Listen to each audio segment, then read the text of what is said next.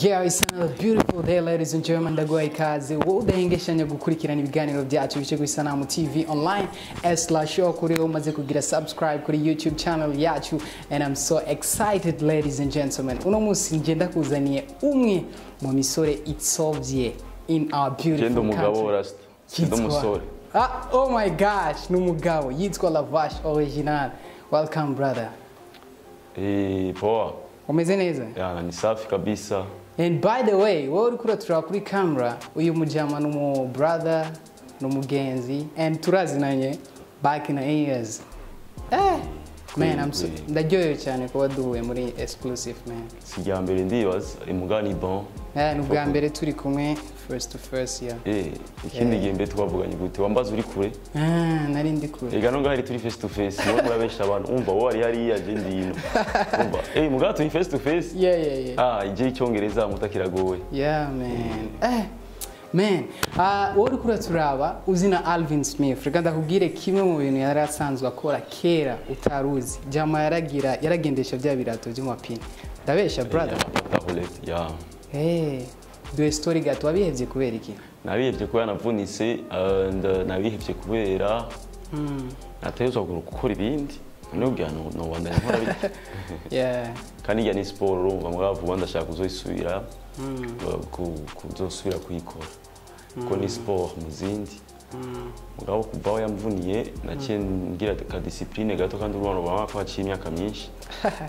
Yeah. Mugabo kubanza ugaruka kandi. Apart yo kugendesha ivyo birato by'amapine, nihe mana uyibona ko kera utaratangura kuririmba, brother? Jenda ko Bon, jenda umukomedie mu. Yeah, jenda umukomedie ko yiri nagira comedy, nagira amafilme ga. Nivyo nakora tu no kuririmba narinda byari bindimo mugabo urumva kuririmba byasaba amahera men. Ya mugabo comedy wasanga dufisa ama groupe tugira ama repetition. Ya donc byari bimeze uko muga igihe natangiye kwevoluer kwa cyantangura kugira. Watangiye kuririmba ryari exactly? Bon, je sindabizi kwiri sinibuka mugabo je ndibaza ni nko mu 2016 peut-être. 2016. Comme en 2015 Ndavyi. 2016 ya. 2016 après manifestation. 2016. Je natangiye kuririmba kwe. Watangiye wahejeje amashuri ya? Oya. Wari ukikiga? Nari nkikiga kwira ahubwo mu bintu byatumye nduburana cyane ivyo birimo kuko naguma njya minervale kubera umuziki, naguma nkarota ngiye muri studio. Ebana. Ari igihe nasugurisha uniforme sinobisha kubera umuziki. Bona natunga uniforme zibiri, imwe nari narayiriye sinobesha. Mugabo ntacu kazima narateye imbere. None ubu buryo fise ko nogura nuzenya. Uko nogura n'ifuso yuzuye ama uniforme. Kandi waranayize. Wiziki? Je nize gestion comptabilité. Gestion comptabilité. Oh. Mugabo ni wabandanje university. Oya na university no kwiga je kirese bamemba. Kubera iki? Siwezi. Bamemba sawa. Ama inzu ikiri yande. University zo ndirinzo. Moto abiga n'ibige jeri kamaze mpagaze. Okay. Uvuze ngo ni wo kwiga kubera ko ufise ama charge menshi. Bisigura ko like uyu munsi wewe ufise ama charge menshi wanuriki ujya taratangura kwiga university. Udafise ama charge ni yige kuko nta okipasi yabafise. None uguma muhira utiga. Erega najewe gituma ntiga nuko mbafise ibintu byicana amadiri menshi. Sino yaba ndi stable. None nga nta manifestation hariyo leadership hariyo sagesse. Muta. Kandi ni hafi ya home no kwiga mugabo muta umwanya amaniga. Okay. Nko kuba ariko baraturaba rero ndashaka kuducishirizemo like wavutse mu muryango w'abana wangahe wakuze? Bon, jewe nitwa Nduwimana Alvin Smith mwe munari wa Lavash original. Bon, turaye muhira buya tuvukana turi bangahe? Mwe babiri batatu. Turi nka 6 ndibaza.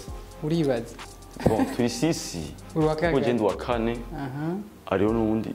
Donc c'est 6, ya 6. Ya. Abahungu bangahe n'abakobwa bangahe? Abakobwa ni babiri, abahungu bane. Ya. Bane. Uri umuhungu agira? Kane. Wow. Okay. Abandi bahungu baragiye like baragize ama mariage. Bon, ariyo mu petit toi ari muhira nyene nabandi baragiye turi mu bindi bihugu ya bagiye gupagasa. Okay. Ni Alvin Smith ugerageje kuraba right now kuri entertainment yo mu muziki wacu. Ari muri sector nyinshi cyane, ari muri comedy, ari muri music. Ndashaka kumenya Alvin Smith ni giki gituma uvanga ivyo bintu byose bibiri at the same time. Ni kubera ko ubona ko byose ubishoboye cyane, ni kubera ko ubona amafaranga ari ngaho ugomba kuyakurikira nayo ari ngaho ugomba kuyakurikira. Nikijanye n'ibyo cyatumye je nashobora kwiga université pour le moment. Kurondera urushito muto. Urondera gusa muri music ya? Byose none numva ko comedy ndagurisha imiduga ndagira utuntu twinshi muto. Wese unabiwa mimi niko totosite mimi na simu yangu kiniambia kama nataka kunipa lare tunamaliza. Donc je nukugenda kuri ibintu byinshi cyane muto. Ndakora comedy, ndakora umuziki, ndakora ibya journaliste, ndakunda umu influencer aussi, de youtubeur quoi. Moi je fais tout hein. Igikuru nuko noganya. Moi prank. Ndakora avant voilà donc vous voyez. Igikuru nuko je noganya urufyito muto. Uyu munsi ubonye nk'umuririmbyi afise like zijya showbiz avuga ati just nokora kano kazi kubera ko ndi umu star like bamona ko azoba umusuma mu misi. Takuwa mwizi utayiba wakubani tukwayana batakuchoma hata ko sino kwibaza yuko uri umuririmbyi ukaguma mu nzu amahero yakurahe ko turi mu bihe vya covid na concert zihari manake sasa abo ndo bari wanasikoke batu bana bafunga hata jo bana kosa hata lare ya kudame wanaanza kuwa wanapiga nani bana sikoke batu unakutana naomba mtu lare nikopishe hapo yana kesho niko na concert au niko na nini au tazikurudishia kuna unakutana wa ulipi lare unafungwa juu ya nini mashowbiz tumika kapige dili hivi nisha kwata taximen mama nadhani juu ya nini abakuronde unawa deplace ngasha ignore nakuya ndavugutsa bamwe tumaze kumvika utanipa lare ina hii sawa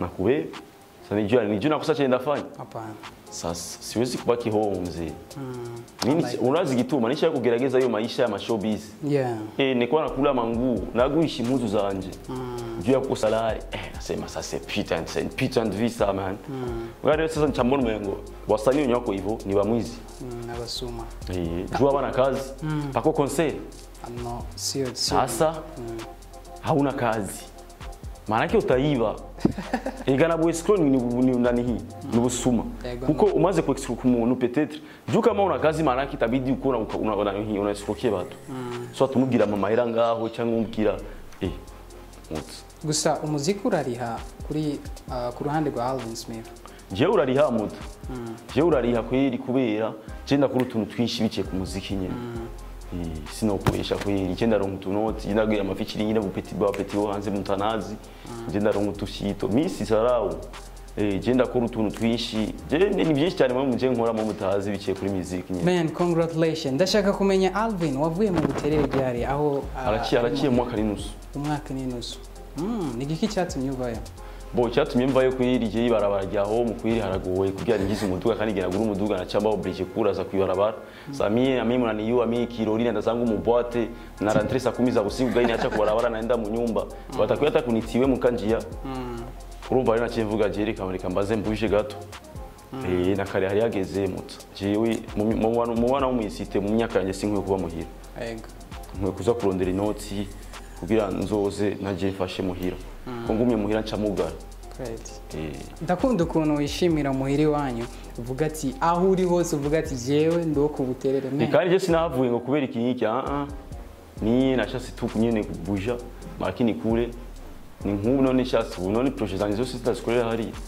n'ubu mva nganjayo nashase tu kubuja moto burya akanyoni katagurutse nikamenya ubwiza ko tuguruke tumenye turondeze moto man congratulations man mu minsi yeze waragize ubukwe n'umutambukanyi wawe Niyana man ije step igihe nabona gusa yaje amafoto navuze umusore wacu ni hatari monta burya gukura ni byiza kandi urumva turiko turakura kandi tumaze guca mu bintu byinshi tukira abana ubona yiwa rero arano bwira nyine ukavuga jewe ubifwe ko nubaka hama ntanguze ubundi ubuzima bushasha yego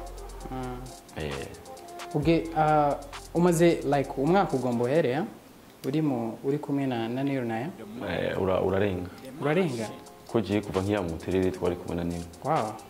Okay. Undi kumwe muri mariage canke muri mariage ane. Oya muri mariage tumeze nka 5 mois uko nyene aho yana il faut qu'on zofeta ageze umwaka kwi.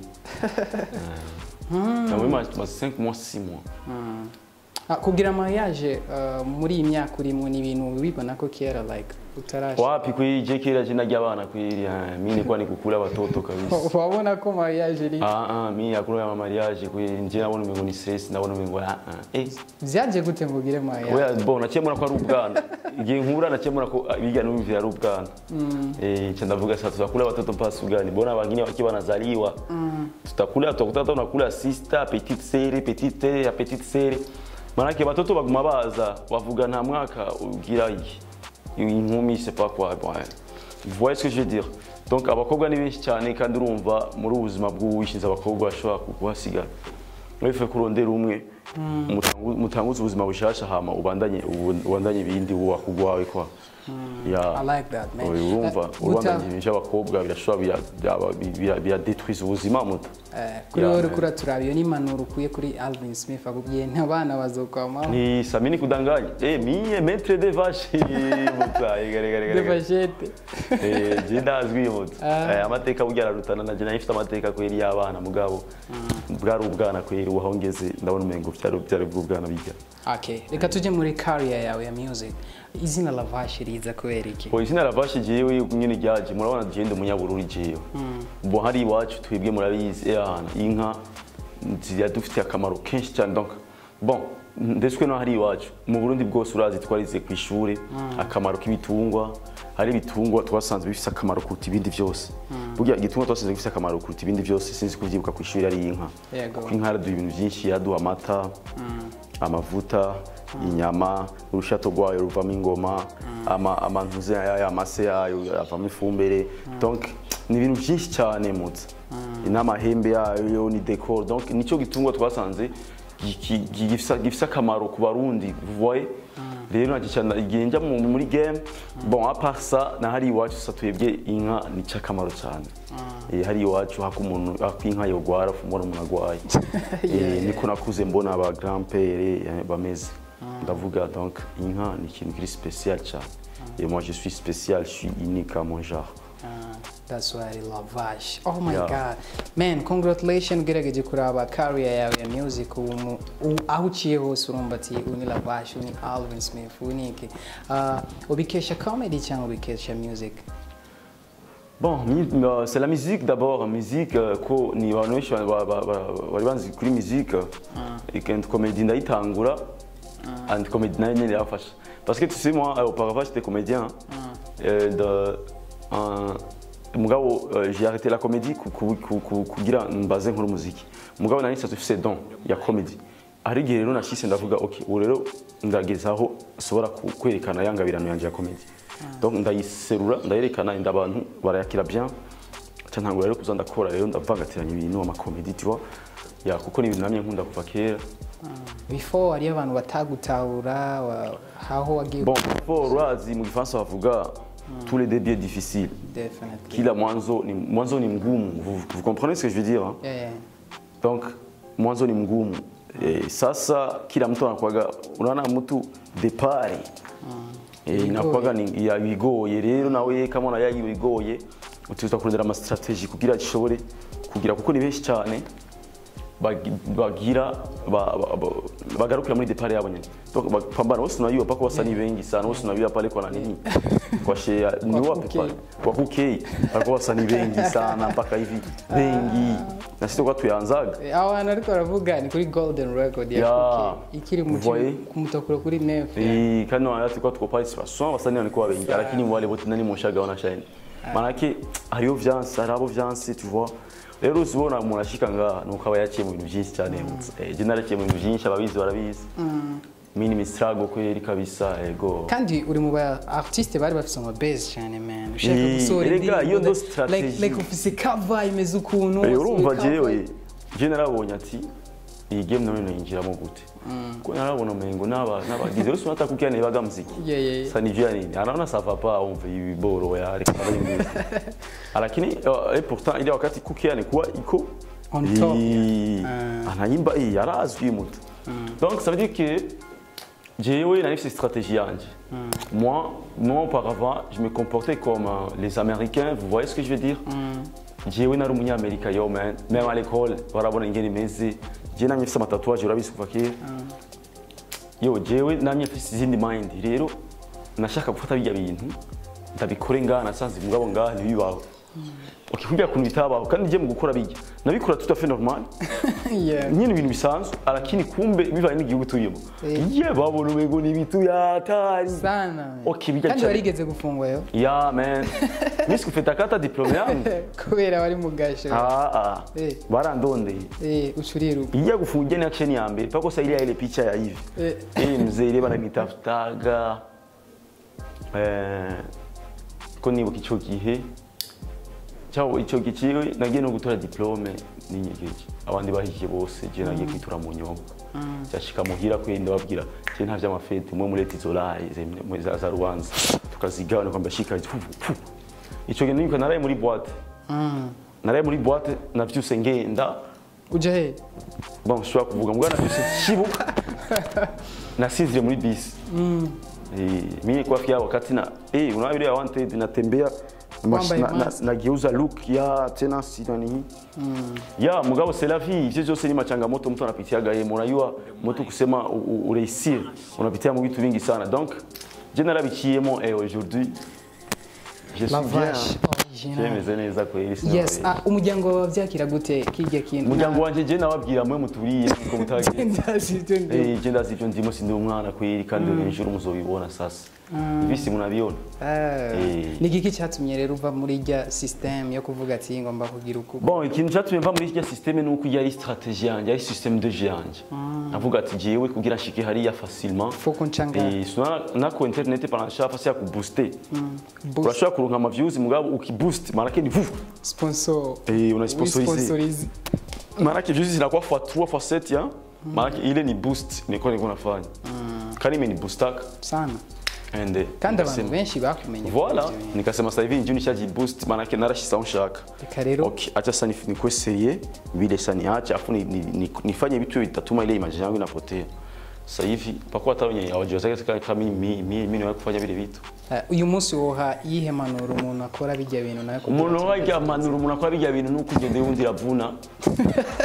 Je nimba nabikoze ndarokoka wowe naza kubitumika kaguhitana. Sasa unaona wale petiki sine muhitana. Miata. No ivo urumva ingende yundi ravuna mona ni wewe ahubwo wiyumvira ibyawe nimba ushobora gukura impuzu ukaja muri ville centre ville nawo umenyekana mbwa wumva ugira strategy yawe and mbwa ntugira ivyo wanje quand même kuko ivyo wanje birashobora guhitana ko je nimba vyansigaje wowe birashobora guhitana kuko je nanje narahaswe mbwa ndashima. So uyu munsi nimba ukurikirana social media cyangwa ukurikirana YouTube indirimbo ya Alvin Smith urayizi indirimbo itovye cyane mu gisagara yitwa indirimbo yitwa Hahiye. Hashe. Hahiye kweli yego. Kubera iki hahiye Alvin Smith? Kubera yuko ari first of all ni indirimbo yanje nkunda abantu benshi na OG behind the camera n'umuntu ni indirimbo yiwe akunda kuvuza cyane. Yari ko aragira editing iki our vibe ziza nyene ariko arubiza ibyo wawe kwiri none ana safi sana kwiri bo je ndashima kabisa je naragerageje gukora kandi murabona ko ujya kwiri imana kwiri yubahwe kuko yandirimbo kwiri yafashije cyane kuko ahantu igeze kure cyane 100k plus on YouTube 100 ingapi ni 100 okay ni 110 k no ifishafika ku 110 ni 110 navuze plus 100 plus maki igeze muri 200 turacyari muri plus je cyongereza mutaje kirandoka mugabo ni bon ndashimiye Imana kuba je kabisa ushobora kuba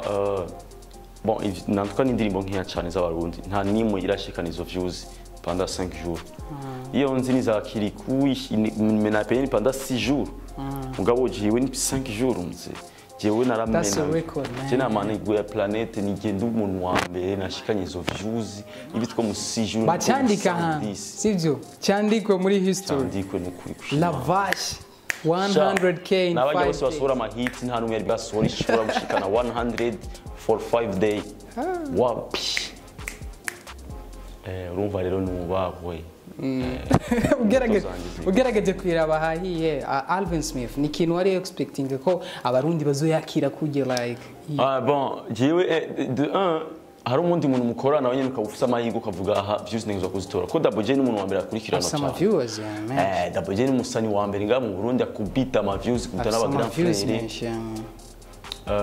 urumva rero ngiye twarimba navuga uyu mfise amahirwe shize muri izi wanje nawe na follow yiyo Jeff amahirwe yuko ntegezwa gutera ama views uko bimeze kose manyene urabona ko Imana yabikoze ebana twakubise video yanje ifise challenge hamwe ivi nakwata nasikia kuvuga ku post juu niko na video nyingi sana abana nitumia abakobwa maniga ubwo abakobwa ni benshi abo n'umugore wanje wasigambiye urumva ahubwo umuposta abakobwa gusa nabuya je ngo oya urumva bota ifise challenge ibihumbi sema mimi nashinda ivi statistics yangu inakiria yara story yanje guma yuzura mutu du point abana benshi ngidi nyinshi muta go frame urumva mani ni kintu maniga unaya kupata challenge ya dizi ngine unasikia hata vinakushinda hata kuzipost donc sio kugikorwa cyemewe iyo ni love man muta ndashaka kuvugane n'aba fans ba bon je cyo nababwira mwubahwe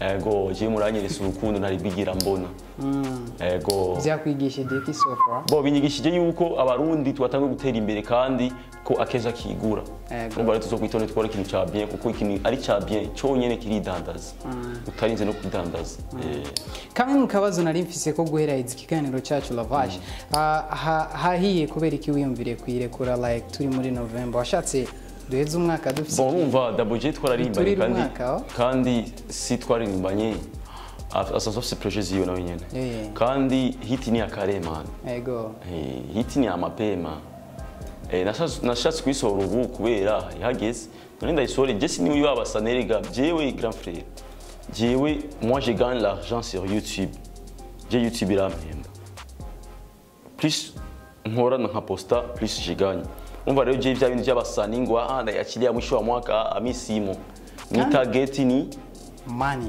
lare juna yuwa ni kipost juna kama mutashi na bon mperwa guposta umugore wanje akirino manake umuse ugarutse uri mu nzu like manake kuva cyage snipe bwa posting manake AdSense hariya barabiraboneka yuko ntariko ndakora kandi fo yuko plus ukora plus YouTube na nyine igira iba ikubona ko igwinote igumibona kuri update tu vois Ejuku ndavuga je ngene mezubu sindi wa muntu ngo kubika ibikorwa no nakari bikorwa ndabikora kuri abantu donc ndagomba ndabisaha ndabisesa sohora kuko je ndahaturiye hariya nuko maze no kuri YouTube mze mwebwe mwe mubakina ubusani bwenu ngo ndayibike ngo nibike aho byandi by'amanuza ngo reka ndayibike ngo fulani atoye nyuma y'uraba urabaturira kandi mie zata kubapiga na ingine na December tena ingine ngoma sizangu ari umuntu zisange ari management ifise ngo urumva ngo indirimbo ngo reka ukura soye hahiye ngo inu isore mu kwa mbere niko prisonnier mimi natoa nyimbo gisinataka sizangu ndashaka kuducishirize mu ndirimbo je ndaguha chorus ya Double J nawe wanda inzoga nyinshi ngide nyinshi uno muzi ni pare hahiye erega turahaturiye kamariza vyemeta che je vais plus te lâcher j'aime quand tu roules sans papier personne peut t'empêcher hano ngwino ngi umudodo ashuwe cyane habe nko mu cyodo arankwega musi y'umukondo arashaya cyane kurusha mu byodo molo muhaba nako rero kuba tarayira uri kuri YouTube genda wandike hahiye by Alvin Smith featuring Double J uraza kuyibona ngaho ge support ya genda mukwize 1 million views dushaka 1 million views tubaye kiringo kingana gute wa friends 1 million views siko tuzozikwiza kuko mu Burundi hari abantu mengo tubandanye ni speed guys muri 5 days twari dufise 100k mu Burundi urana pa aho nyine bamaze kuvuga ngo wowe minimum uza ama views est-ce qu'ils urariza kuza ama views amara kugura ama views none ama views ndagura fashiki no yakoresha ibindi bintu muze bora nende pale mu restaurant ipigie mawali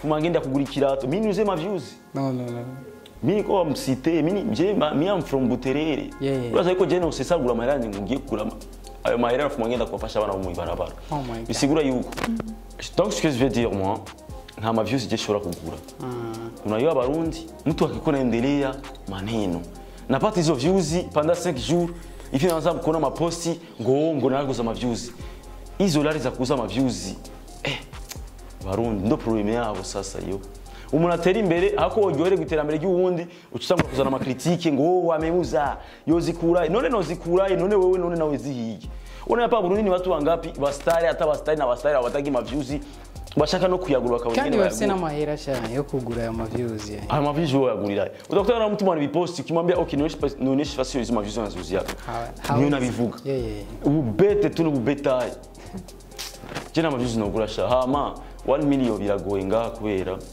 Ozi nga mu Burundi yuri kwa nk'amashuzi menshi abandi bantu baba jaloux ugasanga akoze nibidakoreka kugira ngo genre ntugire ntushike nyene kugira ushobore kurenga ugasanga barazigandishije uko wese unabiyo tunabanda abasani bakora kidoga ngo views ngo ndirimbanye niziza ngo mugabo views niziduga pako batuwenye barakwaga bana stopena ntiya mutumze bariho urumva rero reka tuvugane nabo bantu guys ivyo bintu mu bireke bra ya n'ibintu bituma igihugu cyacu kidatera imbere ahubwo je cyo mbona nuko iyo experience yawe ikoresha ahubwo mu gufasha umuntu amaviews kugira ngo ashobore kubamenyesha pana gukoresha iyo experience yawe mu kudiminuer amaviews y'umuntu donc c'est ça hama une autre chose nashatse gushimira surtout Double J mu bantu noshimira abambere irimo donc mu bantu muri côté ya musique apana muri côté ya moyen quoi Double J yubahwe yaramfashije cyane ntiyangoye reka sinje ngaho mvuge ngurumva ngo ufikiringo Double J yasabye 2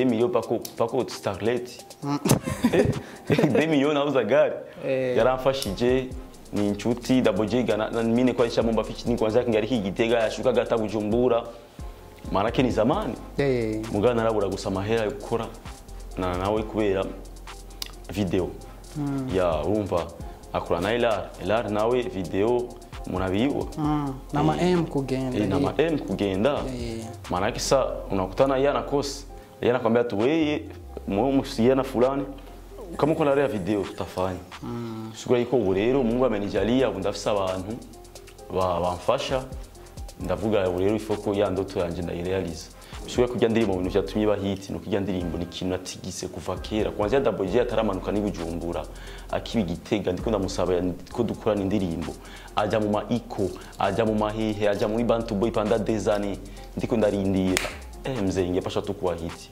tune kwa nesha inuia man congratulations kwa Double J mwakoze igikorwa gikomeye cyane n'aba fans congratulations kuri views muri ko muraba mukomeze kugira gukurikirana indirimbo ya Double J na Alvin Smith ndagushimire wafasha kanya ko kuraba ikiganiro cya Lavash ndagushimire cyane brother na merci beaucoup maniga merci kweli murakoze jewe sasa mwene ngana nibiyeye mufise mwe wapi dufisa amazi amazi dusanzwe amazi turabizi amazi l'eau c'est la vie ngo ya quelque chose kandi kiba gikeneye behind the camera turagikora ya umva batamaye ibiyeye minda ninzo komanta ngaho ndavuge umva yanzo ganimira nazo wa man turagikora ma bro turagikora ya commenter safi barazima mujwe kama /o kuri wo wamaze kugira subscribe kuri YouTube channel yacu ndagushimire wafashe kanya ko kuraba ikiganiro cyacu and my name is Jibril duhure kandi next time we sign out